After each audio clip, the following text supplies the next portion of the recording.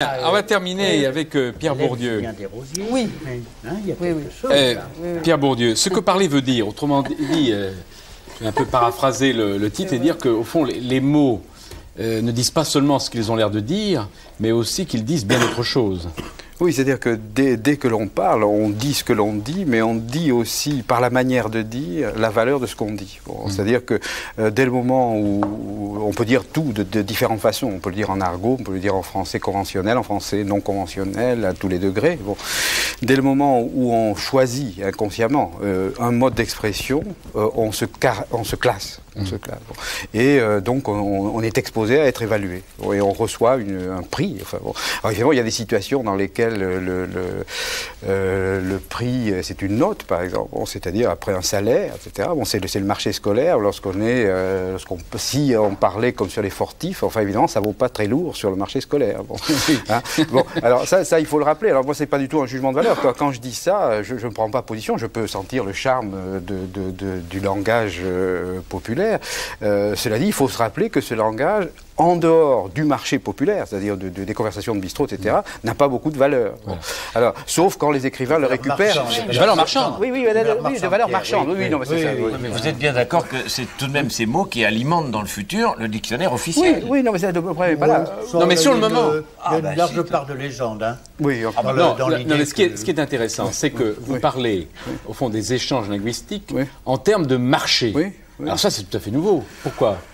Ouais, parce que c'est relativement évident, mais je pense que les linguistes, au fond, ont toujours eu l'idée que le langage c'était fait pour communiquer. Bon, ce qui paraît évident, on dit nous parlons la même langue, ça veut dire que nous nous comprenons en ce moment, des millions de gens comprennent ce que je dis, ça veut dire qu'ils ont un code qui est le même que celui que j'emploie. Bon, comme à l'armée, quand on a un message codé, on le déchiffre. Bon, alors la langue c'est ça pour les linguistes, enfin grosso modo, référence gardée. Bon, alors moi ce que je dis, c'est qu'il y a un fait tout à fait important dont les linguistes ne se rendent pas compte, c'est que cette langue que Saussure appelait le trésor commun, enfin cette chose dont tout le monde participe, bon, en fait n'appartient qu'à quelques-uns d'une certaine façon, et au fond l'accès à la parole est très très inégalement distribué. Bon, chacun sait qu'on a fait ça 100 fois, par exemple l'accès à la parole est très inégalement distribué entre les sexes, enfin les chances de prendre la parole dans une assemblée officielle est beaucoup plus grande pour un homme que pour une femme. Bon, les chances d'accès à la parole sont beaucoup plus grandes pour un homme instruit et surtout diplômé que pour un homme pas instruit, etc. Alors, de quelle parole s'agit-il ? Il s'agit évidemment de la parole officielle, de la parole légitime, la parole publique, enfin, bon, celle qu'on parle langue standard, oui, langue standard, langue d'État. Voilà, langue d'État, celle qu'on parle dans les tribunaux, dont on parle en politique. Alors, c'est là que ça devient tout à fait, je crois, important. Au fond, on dit, le langage dit bien, il dit prendre la parole. Bon, d'une certaine façon, on prend toujours la parole à quelqu'un. Bon, c'est-à-dire que quand je parle, les autres se taisent, m'écoutent, alors bon, ça c'est rien. Mais quand, par exemple, je suis secrétaire général de l'épiscopat, bon, quand je parle sur l'avortement, tous les chrétiens parlent par ma bouche. Et si je veux protester, il faut que je fasse un groupe avec un porte-parole, et on n'en finit plus.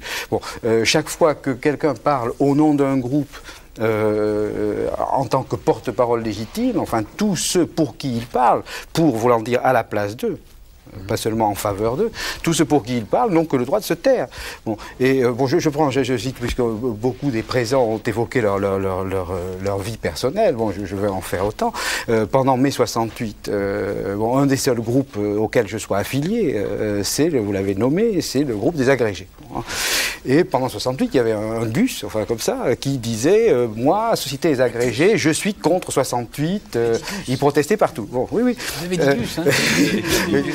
Bon, alors, ce type, en fait, ne représentait en gros que lui-même. Bon, il n'avait absolument pas de base, je ne connais aucun agrégé qui soit membre de ce groupe. Or, tous les agrégés souffraient de ce qu'il disait. Enfin, parmi eux, il y en avait beaucoup qui étaient pour 68, etc. Et ne pouvaient rien dire. Si bien qu'il a fallu qu'un groupe d'agrégés fonde une société des agrégés contre ce bonhomme pour pouvoir dire quelque chose. Bon, alors ça je crois que c'est un phénomène très très important de nos sociétés. Pourquoi ? Enfin, je pense que la télévision y est aussi pour quelque chose. Dès qu'un porte-parole officiel prend la parole, il a aussitôt 20 micros sous la bouche, enfin. Hein, chez Homer, on disait quand bon, je m'excuse, je fais le savant, je vais pas faire le cours magistral. Bon, chez Homer, quand un type prenait la parole, on lui passait un bâton, et ça s'appelait le sceptre. Hein, bon, pour montrer qu'il avait vraiment le droit de parler. Bon. Alors dans nos sociétés, c'est le micro. ouais. Hein. Bon, alors dès qu'un homme autorisé, comme on dit, hein, bon, a la parole, aussitôt il y a 10 micros, etc. Alors ça veut dire qu'il parle et du même coup, d'autres porte-paroles vont répondre. On va dire il y aura une rencontre au sommet, Oui, etc. mais ça c'est ce que vous appelez la parole légitime, c'est le langage d'État, le langage officiel. Pas seulement. Non, ça vaut aussi bien pour les mais c'est le langage syndicalistes. le plus coté sur le marché. Oui, mais c'est dire, il faut faire attention. Les gens, bon, on a parlé de peuple plusieurs fois, etc. Bon, hein.